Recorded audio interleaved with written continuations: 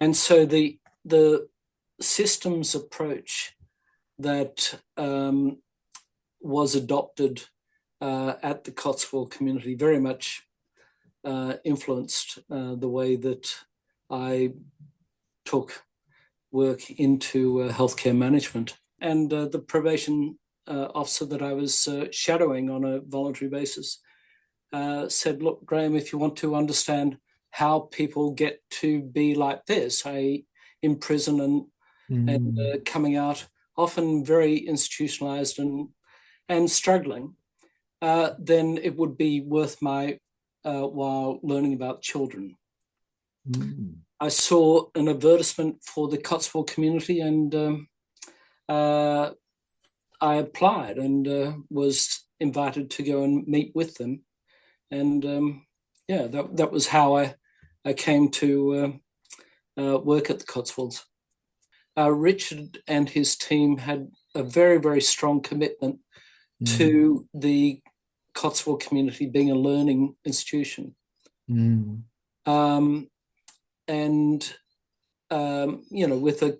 a preparedness to examine what was working, what was not working, and talk about it very openly, without ego getting in the way at all. The community was seeking to, and bearing in mind that a lot of the work that Winnicott had done and that Barbara Dockar-Drysdale had done was looking at the damage that was done by removing children during the Blitz. And so there was a very, very strong belief that, look, you do not remove the child unless, it is really very, very serious. And then you look at how to do it in a way that causes the least damage. Welcome to the Secure Start podcast. I'm Colby Pearce, and joining me for this episode is a highly experienced executive and consultant in international health development who, at the beginning of his professional career, worked in the Cotswold residential care community for deeply troubled young people. Before I introduce my guest, I'd just like to acknowledge the traditional custodians of the land I'm meeting on, the Kaurna people of the Adelaide Plains, and also the Jagera and Turrbal people who are the traditional custodians of the lands that our guest is coming to us from. And I'd like to acknowledge the continuing connection that Aboriginal people feel to land, culture, community, and pay my respects to their elders past, present, and emerging. My guest for this episode is Graeme Kerridge. Graeme is an international health development consultant who has worked in over 25 countries throughout Africa, Asia, and the Pacific, and in the countries of the former Soviet Union. He is particularly focused on assignments supporting grants from the Global Fund to fight AIDS, tuberculosis, and malaria, in addition to working as a consultant and technical team leader on assignments funded by USAID, AusAid, and other donors. For several years, he was a technical manager on a major USAID project based in Washington, D.C., where he managed and oversaw multiple teams of consultants supporting global fund grants around the world. Prior to his international development career, Graeme worked for 18 years in healthcare management in several states of Australia. He started his professional community, however, working for several years in the late 1970s at the Cotswold Community, an experimental therapeutic community for maladjusted children in Wiltshire, the United Kingdom. While he did not continue working in that field after returning to Australia, he often reflects on his learnings from that period in pursuing a career in the management of caring organisations. Welcome, Graeme.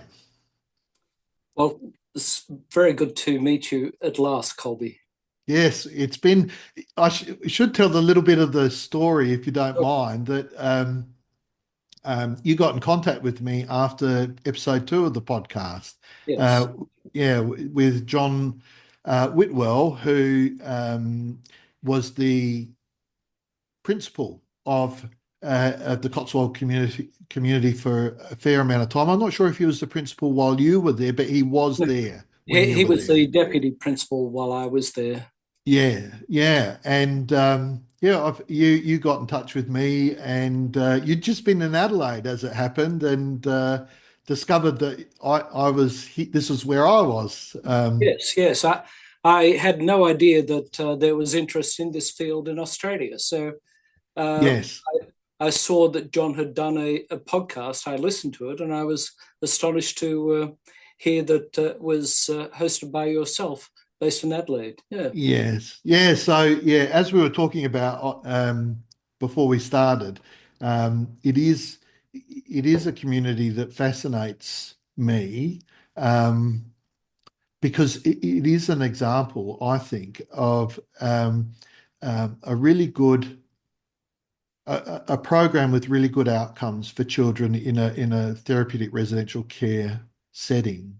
And you're right, there's not a lot of that here in Australia. And I will mention another podcast guest, Adela Holmes. I don't know if you've ever heard of Adela. She she established the therapeutic model and was the initial director of a facility. Facility is a horrible way of putting it, but a residential therapeutic residential care community in Victoria called Hurstbridge Farm. Mhm. And so there is a little bit of that, and it's been quite successful. And the podcast I recorded with her will probably have immediately preceded this one if people are listening to this one and want to check that one out. So, Graeme, tell me about how you first got involved in the Cotswold community. Well, it started off when I was at university. I studied economics as an undergraduate, and during that time, I became very interested in, I guess, what is known these days as human capital. Uh-huh. That is how, and more to the point, how we waste so much human capital in all sorts of ways, but particularly by the people that are incarcerated or the people Mm, who are in long-term institutions. And I'm not talking about wasting in a strictly economic sense of them not being in the workforce, but mm, more in terms of them not leading full lives. mm, It could be grandparents not being able to, enjoy guiding their grandkids, that sort of thing. People just not being able to join the family in major gatherings at Christmas time and other times. All those sorts of ways where society and the lives of individuals are enriched. mm, And while I was an undergraduate and thinking about all this, I saw a notice asking for volunteers at, I think it was the Redfern Community Health Centre, mm, because at that stage they were just dealing with an influx of people who are discharged from the long-term psychiatric hospitals, which were in the process of emptying out as many as they could at that point. And I would go along, and I became a volunteer with them, working with the staff to support weekly activities programs for the people who were newly out of the long-term mm, institutions. And I found that a very interesting area. When I finished my studies, I travelled and ended up in London. mm, And there I started exploring opportunities in the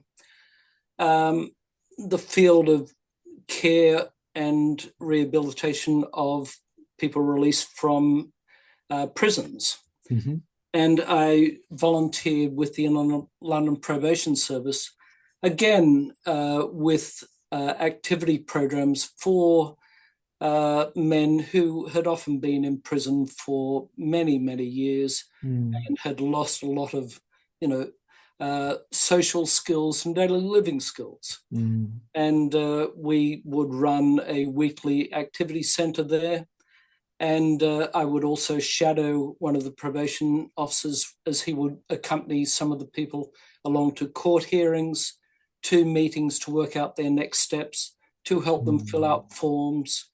And that was very interesting. And the probation officer that I was shadowing on a voluntary basis said, look, Graeme, if you want to understand how people get to be like this, in prison and coming out, often very institutionalized and struggling, then it would be worth my while learning about children. I saw an advertisement for the Cotswold Community, and I applied and was invited to go and meet with them. And that was how I came to work at the Cotswolds. So yeah, it's interesting, isn't it? You're working with people who had served terms of imprisonment and had come out from them, but you that sparked an interest, or you were encouraged to follow an interest in how all of this came about, That's right. And there was that recognition that people have kind of. I remember when I was training, it was almost, people could almost be a bit flippant about it. It all goes back to childhood. I think that reflects the particular time where I was doing my training, where the dominant, I know I'm a trained clinical psychologist, the dominant therapeutic approaches didn't require an analysis of childhood experience and the enduring impacts that has on life into adulthood. I'm a bit older and wiser now. In fact, I'd never really fully embraced that. And you can see over here, one of the books that I wrote about, I've written books about children, and particularly have led a career with a strong focus and interest on child to adult relationships. So you went back, I guess, went into the Cotswold community with an expectation of seeing where things go awry, and perhaps how to change the course of history for young people. Well, obviously that was my interest, but when I went to meet Richard Balbirnie, who was the principal there, and the senior staff, to get to know them and to decide as to whether it was my thing, I must say, several things really made a big impression on me. Firstly, the very clear therapeutic model that they had guiding it, which was very much modelled on the work of Donald Winnicott, and also coloured by Barbara Dockar-Drysdale, who was the consultant psychotherapist at the for the Cotswold Community. And so it was a very, very clear model that they're working to. Secondly, and this actually became, I guess, over time, my particular interest, I was struck by a very strong commitment to a systems approach for the way that they looked at care and the way that they looked at management of the care there. They worked very closely with the Tavistock Institute. They provided a consultancy, virtually a management consultancy for the community. And as I can discuss later, I guess that was one of the things that really interested me. Thirdly, I picked up right at that initial meeting that Richard and his team had a very, very strong commitment Mm. to the Cotswold community being a learning institution. Mm. Um, and, with a preparedness to examine what was working, what was not working, and talk about it very openly, Mm. without, ego getting in the way at all. That was very impressive. Mm. These were just the things I was picking up on the Mm. initial meeting. And then I guess the fourth thing that really struck me during that initial meeting was the task that Richard was taking on, whereby he had been taking an old style approved school, Yeah. which, all the dreadful things that everyone listening to this podcast will be very aware of, I'm sure. Mm. He was, Reformatory in our yeah, parlance, I think, in that's right. Australia. Yeah. He was taking that and Mm. converting it into a therapeutic community. Mm. And he wasn't able to have the luxury of clearing all the boys from that approved school out and clearing all the staff that had been there out. He had to go through a process of working with what he had, and then Mm. gradually over a period of years, converting the whole style of that. And that type of change process was an extraordinary Mm. undertaking. And so obviously, that was very impressive. And at what point did you come into? Because would have been just. I remember when speaking to John Whitwell about it, it would have been a massive undertaking. Yes. And kind of, it's as I recall the conversation with John, it started really from obviously, I think it was 1969 that Richard Balbirnie took it over, and um, at what point did you start there? And I started the very beginning of 77. yeah.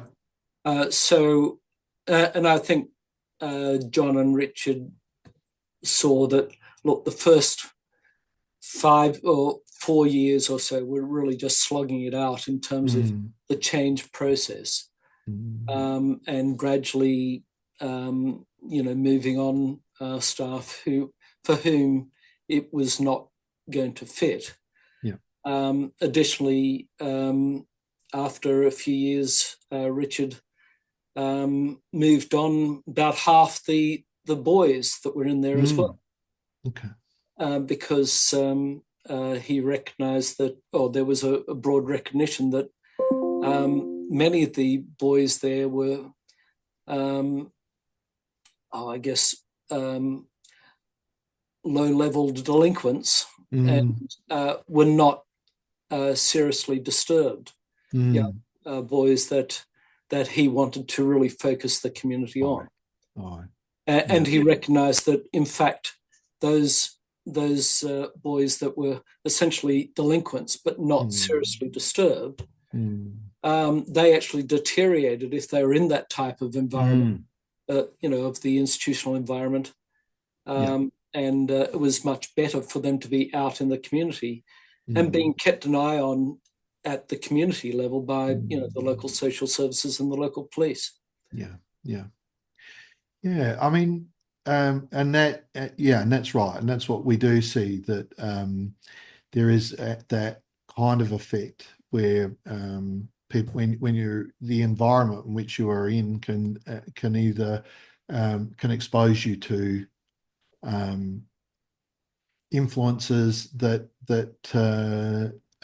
may not be in your best interest, I guess, going forwards. And but I'm really also, this is a little bit of a question without notice, because I'm really am turning my mind to the magnitude of that process of change that Yeah. Richard undertook to and my observation would be, from my own work over the last 30 years, it is very difficult to convince even motivated people of the need to vary their approach to caregiving and relating with our deeply hurt and troubled young people. Yeah. let alone what I think John Whitwell, in my conversation with him, described as um, almost prison guards, really, and with that being the role, and perhaps that being the mentality of the way in which they approached the work. Yeah. Yeah. So no question without notice there. It was more just me thinking and reflecting on that. Um, so that was your kind of initial impressions. They were really favourable. And how did those impressions play out, I guess, over the time that you're at the Cotswold community? And what additional things perhaps did you notice about it that both made it work or needed further work? Yeah, well, look, I can say that the portrayal that Richard provided and that I absorbed in that very first day that I spent with them, that was very accurate. But obviously, I developed a lot more insights as to the way in which the place sought to function over time. One of the really things that struck me very, very strongly was the very clear triaging system that Richard had set up there, guided by Barbara Dockar-Drysdale, obviously, in that there was a very clear process of asking, firstly, can we help this boy? Secondly, can we contain the boy? Because it was an open community. There were no locks, no bars, no closed rooms, no restraints that unfortunately, is still quite common in youth detention facilities and so on. It was an open facility, so it was really a question: can we contain the boy? Yeah, yeah. And thirdly, is the boy so damaged that trying to help him through a change process will drain and destroy staff? So, because working with very damaged children, as you would know, is pretty challenging for the carer. So the community was seeking to, and bearing in mind that a lot of the work that Winnicott had done and that Barbara Dockar-Drysdale had done was looking at the damage that was done by removing children during the Blitz. Yeah. We have got some dreadful experience here in Australia, but that was the basis of their work, at looking at the damage that was done. Yeah. And so there was a very, very strong belief that, look, you do not remove the child unless it is really very, very serious, and then you look at how to do it in a way that causes the least damage. Yeah. So there was a very strong belief in not taking in those boys who, while they may be damaged, they're not so damaged that they would not be best staying with their family, however inadequate that might be, being supported by the county social services and by the police and other authorities, at working through that out of a residential situation. Yeah. But also not taking in those who were just so damaged Mm. that they would not be reasonably um, treated without draining all the resources of the team. Yeah. Yeah. So getting an understanding of that triaging Mm. approach um, was there. Well, I found that was a very valuable lesson to apply, right throughout my career, actually. Yeah.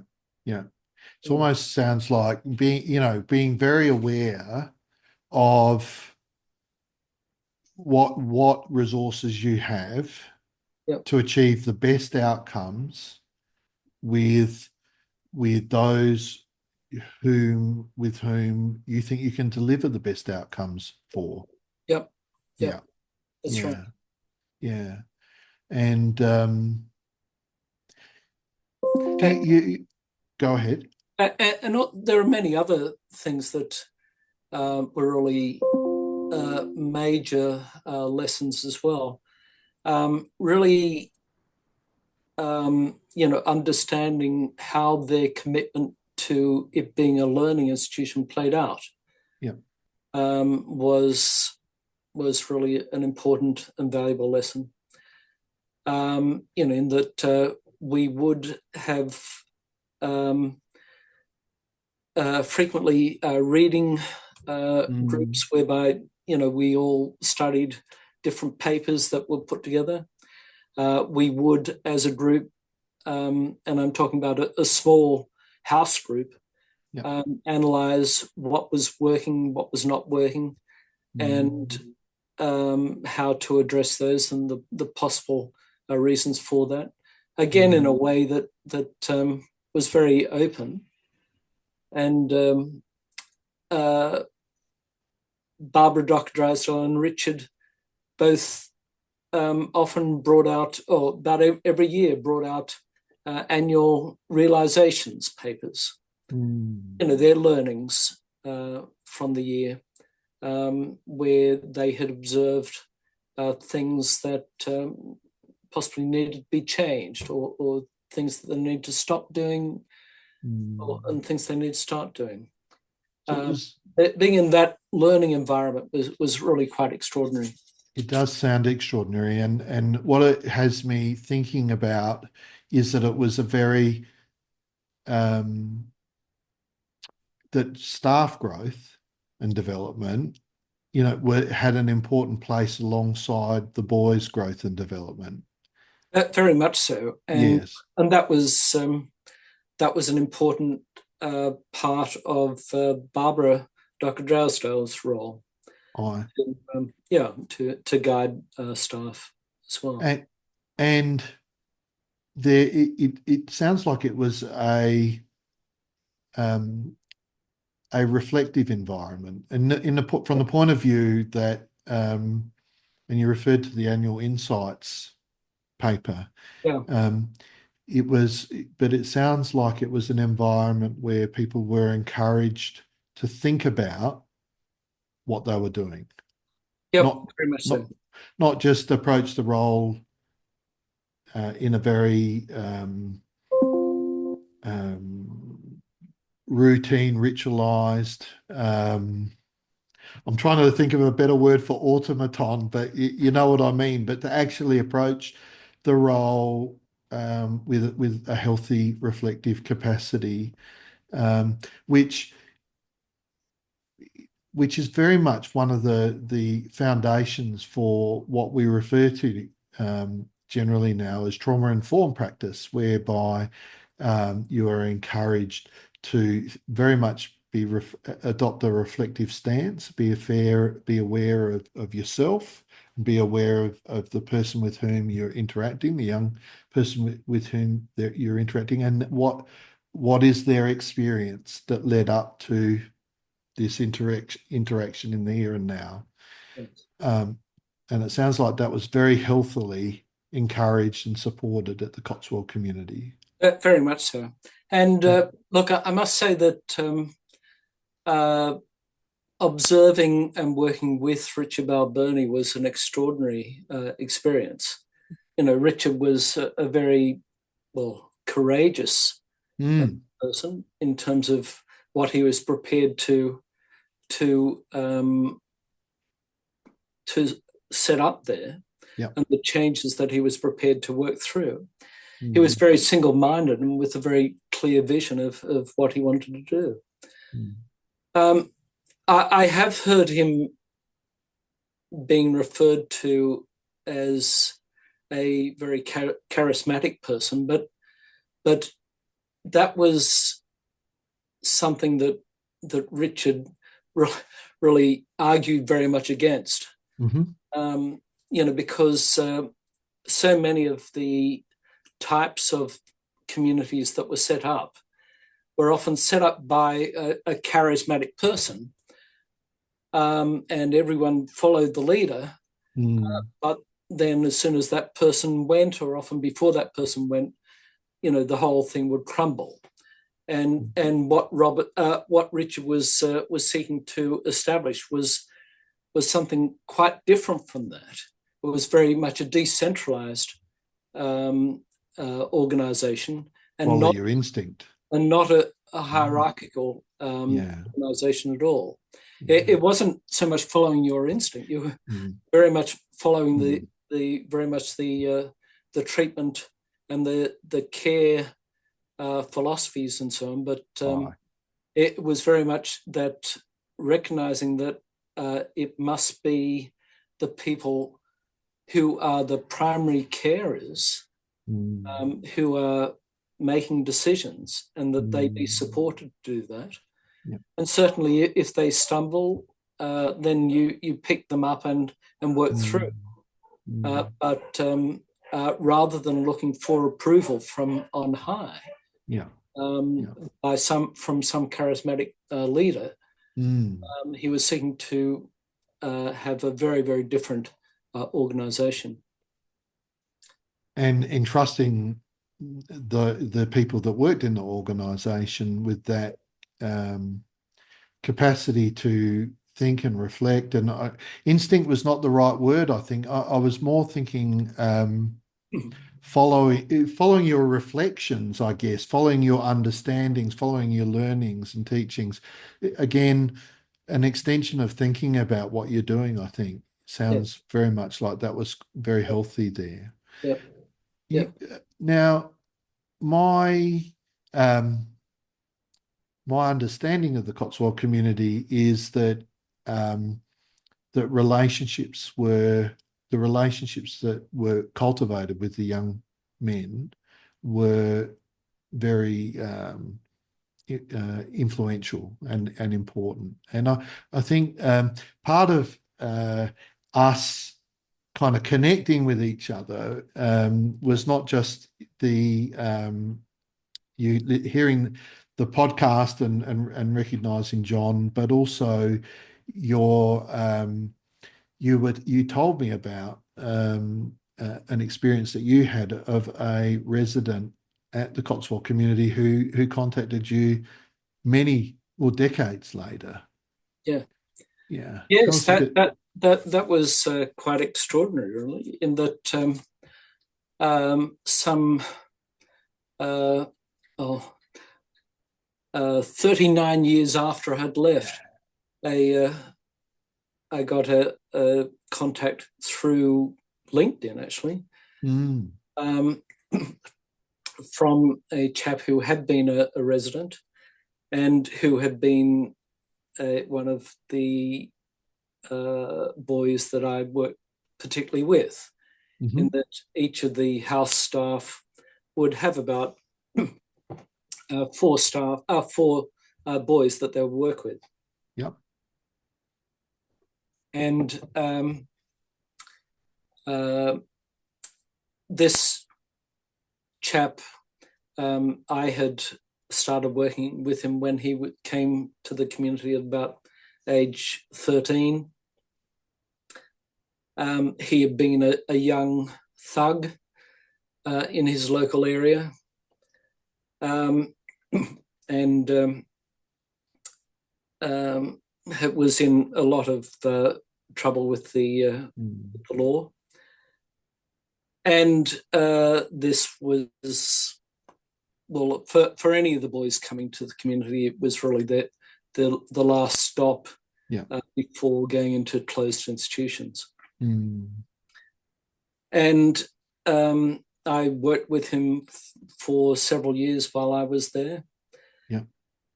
And just to give you an idea of the sorts of damaged kids,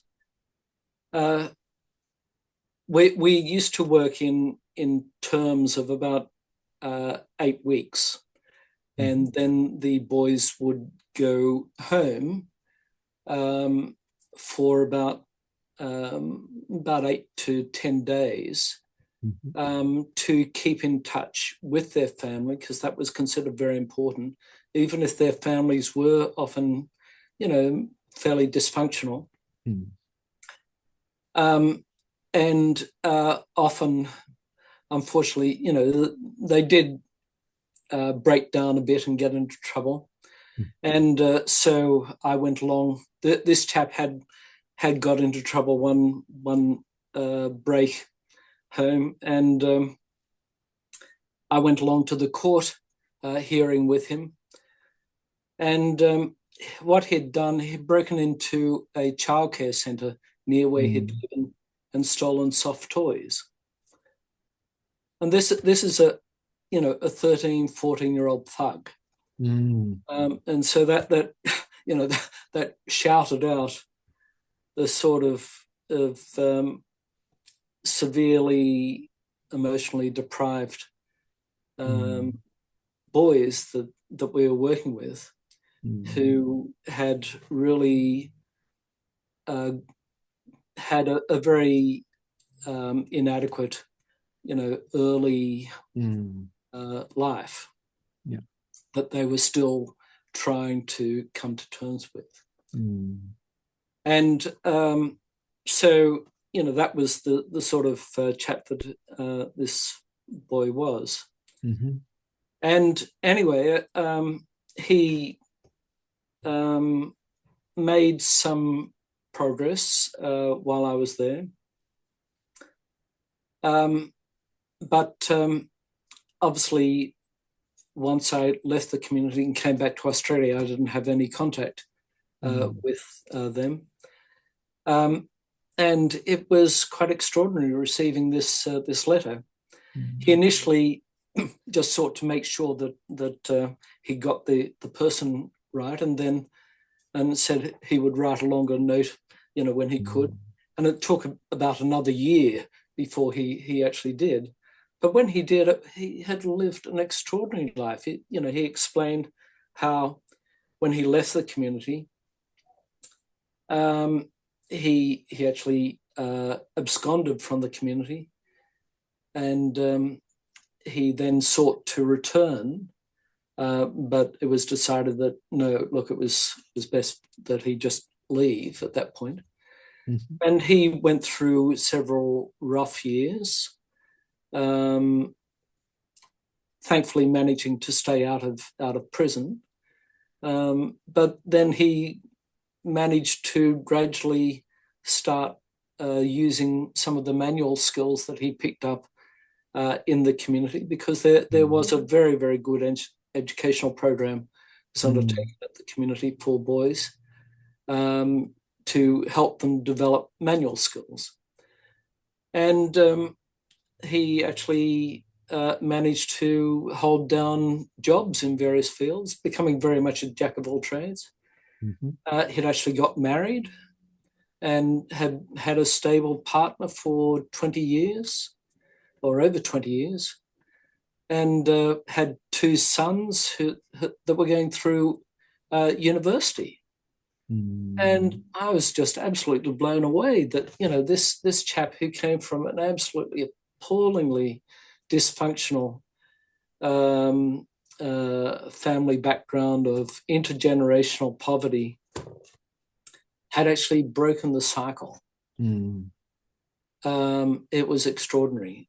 He said that he still struggles a bit, And he had, at that time, when he reached out to me, he said he'd recently become involved with a group who was seeking to raise the level of public awareness of the sorts of experiences that he and his siblings had gone through very early in their life for him before he had got to the Cotswold community, because he'd gone in and out of foster homes and some dreadful situations that did not work. And he said that was a very difficult process, reflecting back on that whole very early time. But he said that he was being supported a bit through that process, and he was feeling that he was coming out a better person through it. As I said, I was absolutely thrilled that this chap who had come from a totally dysfunctional family, and the family had been dysfunctional for generations, had actually broken the cycle and was living, a healthy life, where he was enjoying a stable partnership. He was enjoying being a father and caring for his sons. And he'd developed various hobbies outside of work that were giving him a lot of joy. That was very much that, I guess that fitted in, while I'm thinking about it, that fitted in with my initial interest in the whole thing of how one builds up human capital. Yeah, it's a beautiful story of growth potential, even amongst our most disadvantaged in many ways young people, that they still have tremendous growth potential. And I think you've had the benefit as well through this experience of being able to make the connection with work that you did and work that was done in the community, and what comes after. And this is one of the things that I similarly have a lot of experience of care experienced young people that I worked with during their time in care, making contact with me. And it really provides I think, a really valuable perspective on the work that was done, and in particular, the importance, I think, of relational connection. Yeah. The fact that he sought you out and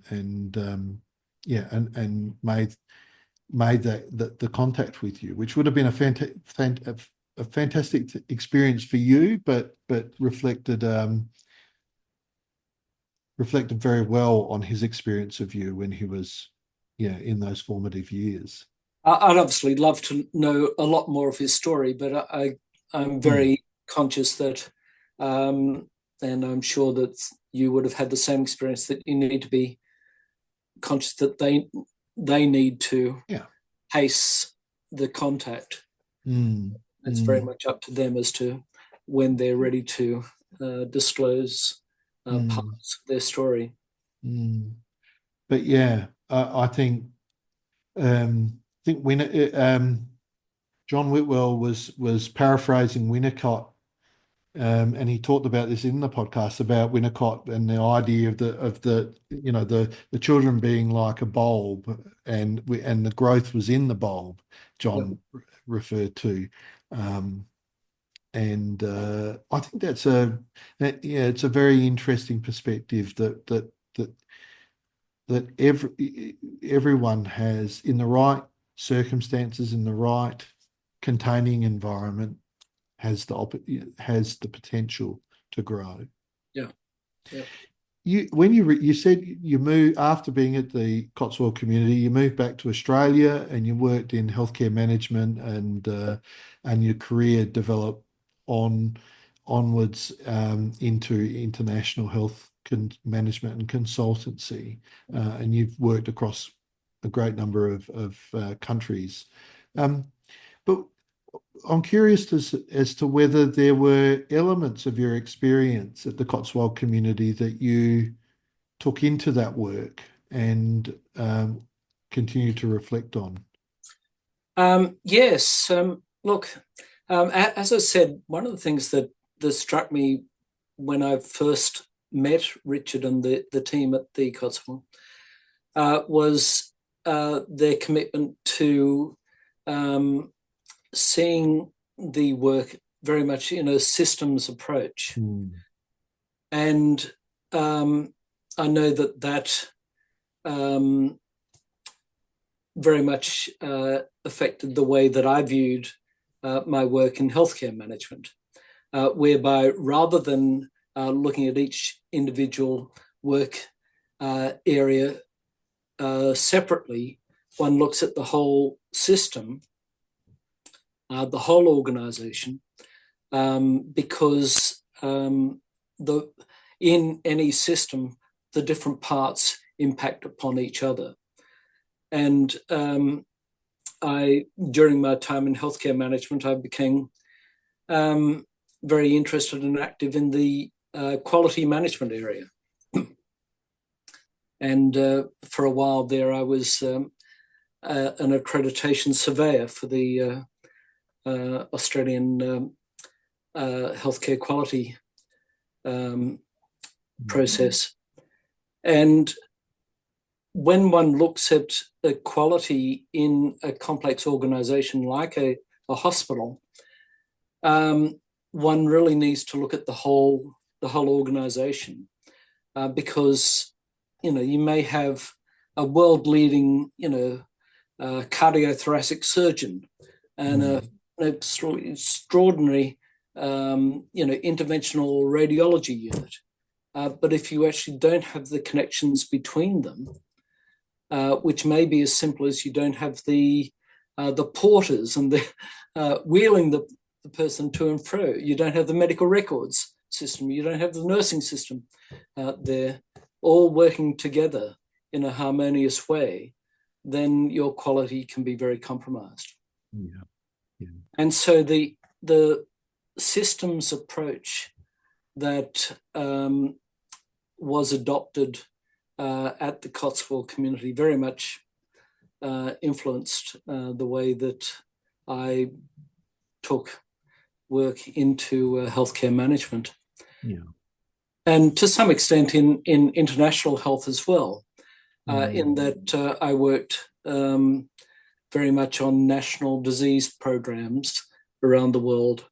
And one needed to, you knew that for a country to be effective in, for instance, their program for HIV or TB or whatever, needed to not just look at the delivery process of drugs. You need to look at the supply system all the way through. You need to look at the legal system that they're operating in the country. You need to look at the messages that the elders, the community thought leaders, like the religious leaders, that they are sending in the community. So you need to take a total systems approach. So I think that that initial grounding that I experienced in the Cotswolds to a systems approach was, for me, extremely valuable. Yeah. And my understanding of how that looked in the Cotswold Community is that all the staff were trained in the model. All the staff were responsible for the delivery of the model. Yes, And that's true. yeah, and as an example of where that can break down. I remember John Whitwell talking about once he'd moved from the Cotswold to the first therapeutic foster care service within the UK. He made a similar point in relation to the drivers that they relied upon to transport young people to school and so on, and that the observation that when the drivers were out of sync or asynchronous with other endeavour, that that has a observable impact on your capacity to achieve the outcomes of your endeavours. Yes. Yeah. And you moved into international healthcare Yep. management and consultancy. What kind of motivated you to go there? Well, I guess it was that original interest of mine in the concept of human capital, but very much on a macro scale. Yeah. Where I was looking at what was happening in whole countries, not just in local communities or individuals, and also the knowledge, and this is what we see in this field of treatment for disturbed children. The knowledge that many of these interventions are massively cost effective. When I hear politicians drumming on about, we've got to increase productivity, there is just so much that we can do as a society that is massively cost effective. Yeah. Rather than, well, you would know in dealing with disturbed children, rather than locking them up in very, very costly and very destructive warehousing facilities where they are not going to really gain anything at all. But if we do invest in them, hopefully very early in the piece, well before they become, disturbed adolescents, but very early in the piece, the paybacks are enormous. Even so, if they're disturbed adolescents, because the example you gave of the young person, now not a young person anymore, who contacted you, I mean, think of the savings to society in the way and the breaking of that cycle and the way in which his family life and his and his children being at university, where the alternative would be to repeat the troubles that family had, and there is a massive cost to society. Indeed. So So the Cotswold in those fields that I was working in like in TB, I've seen various studies that suggest that for each dollar that's put into a TB program, society gets $42 back.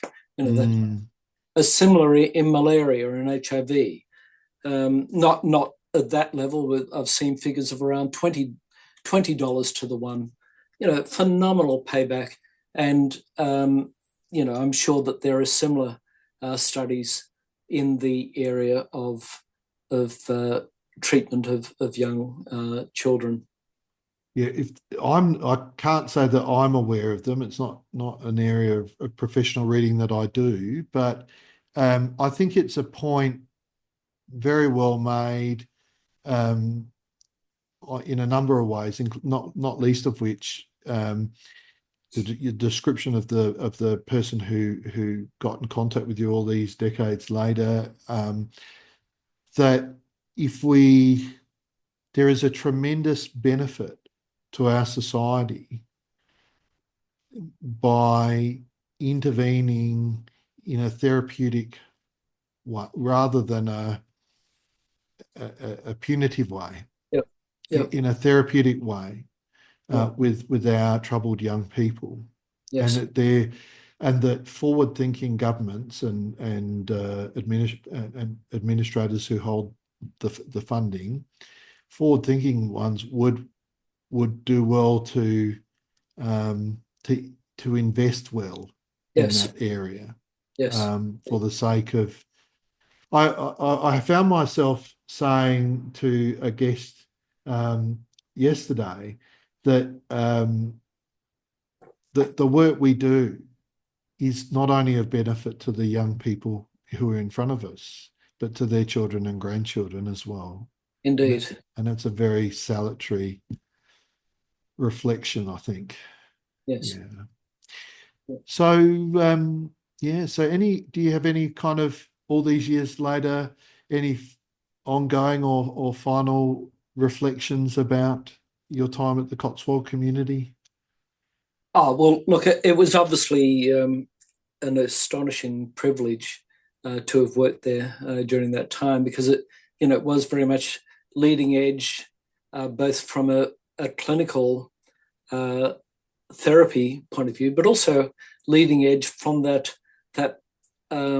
management approach as well. In that Richard and the team at the Tavistock, who would consult with the community, were very much studying how do we manage caring organisations so that they work most effectively, and that was an extraordinary experience.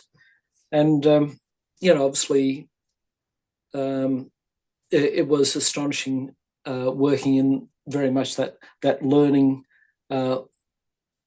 environment, where we were always studying the papers by Winnicott or Dockar-Drysdale or Bruno Bettelheim or others. And that was an extraordinary, very demanding experience. I'd normally be reading between 10 p.m. and 1 a.m. every night. So it was an extraordinary experience. Extraordinary is a good word, because they're not, it's not the kind of reading that someone who has a degree in economics, I guess, would necessarily, or and people, depending on what background drew people to that work, at what was their formative or prior education. They wouldn't necessarily, it's not the sort of reading that I guess that they would necessarily have ever expected to be reading. It does make me,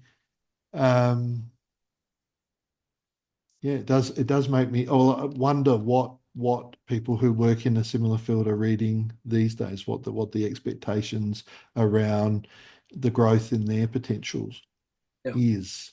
Look, it's been fantastic having you answer a number of questions. I always I'm developing a habit with these podcasts of offering for the guest to ask me a question at the end, because I've asked so many. I often I don't often ask young people a lot of questions, but if the circumstances are that I have to ask them more than just a small number of questions about something or other, I do the same for them. I say, well, I've asked you a lot of questions. Here you go. You can ask me a question. And I'm pleased to say most of them are relatively safe, in the sense that they generally ask me what my age is. Right. And Okay. I give them the answer. I used to give the answer in months, but someone worked that out, how to do that. So I now give them my age in dog and cat years, and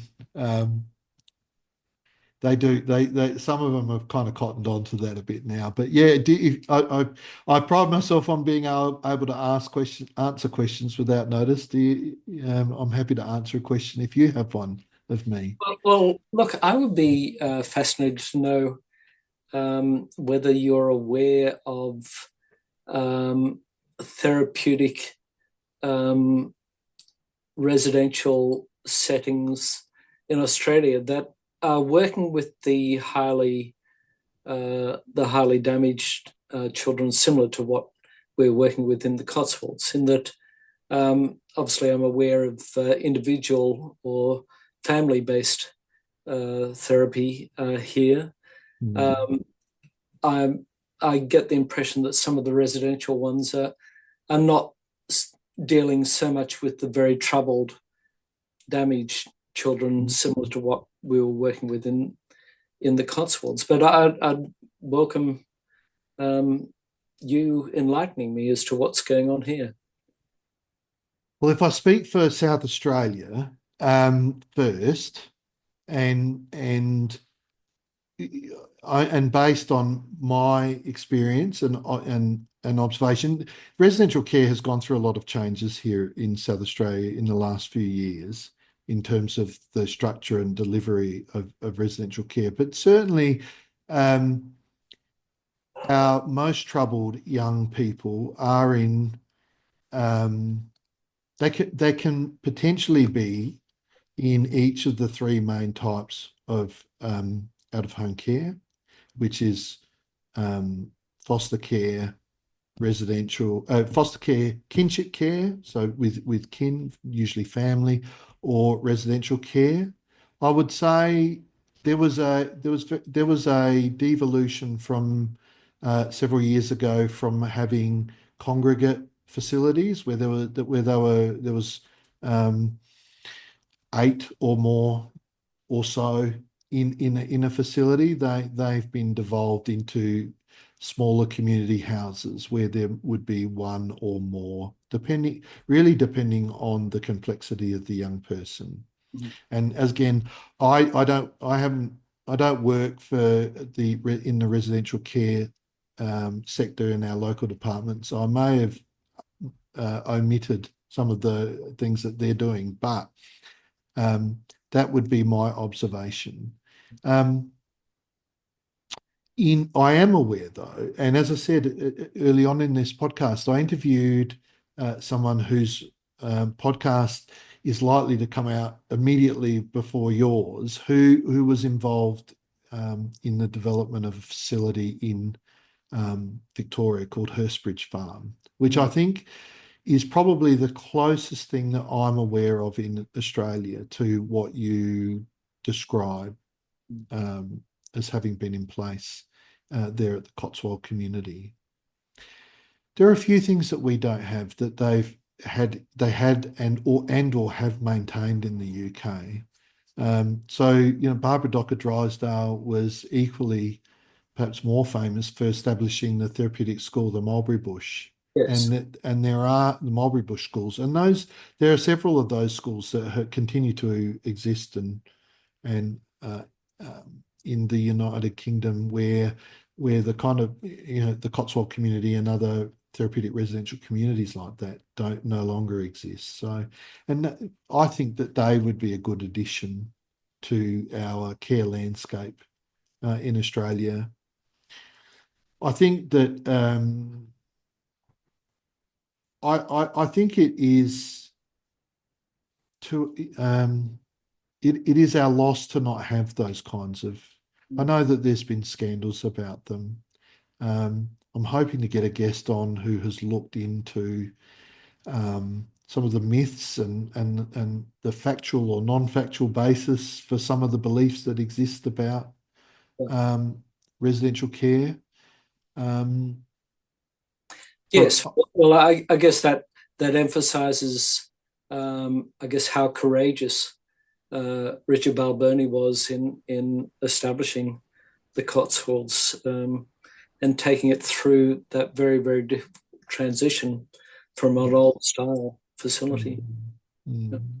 Yeah. So yeah, and then yeah, I'm not au fait with other jurisdictions. Just what's happening in Victoria, I'm aware of through connections and through a very recent podcast interview. But I would be pleased to know I've worked in overseas in Ireland as well, and they do have secure care facilities for their most at risk young people, and that's something that they've, as I understand it, has been grappled with the implications of having a secure facility for our most at risk young people.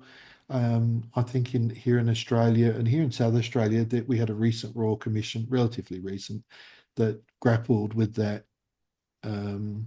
issue, but probably that fell on the side of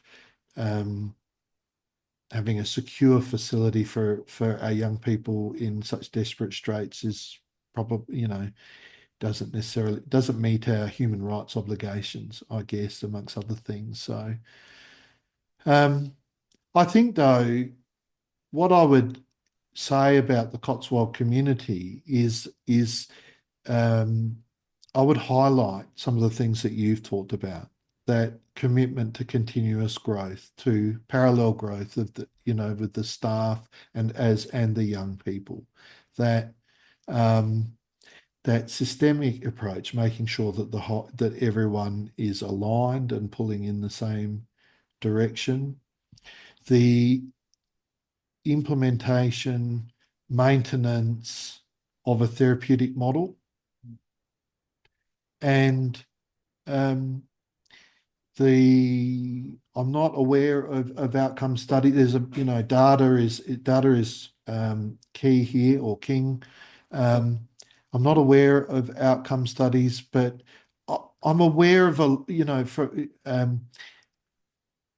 long career in an area of endeavour is kind of like research in and of itself. It doesn't hold the same status as data collected within an academic institution. But across a long career as I've had, I can reflect on the good outcomes that were developed with good practices, and I can reflect on the problematic outcomes, longer term outcomes, adult people now, where things were not so great in terms of our care and management when they were growing up. They call that anecdotal. Sure. Yeah. Listen, it was an enormous privilege, Graeme, to speak to you, and I really thank you for your preparedness to be on my fledgling podcast and share your experience and wisdom.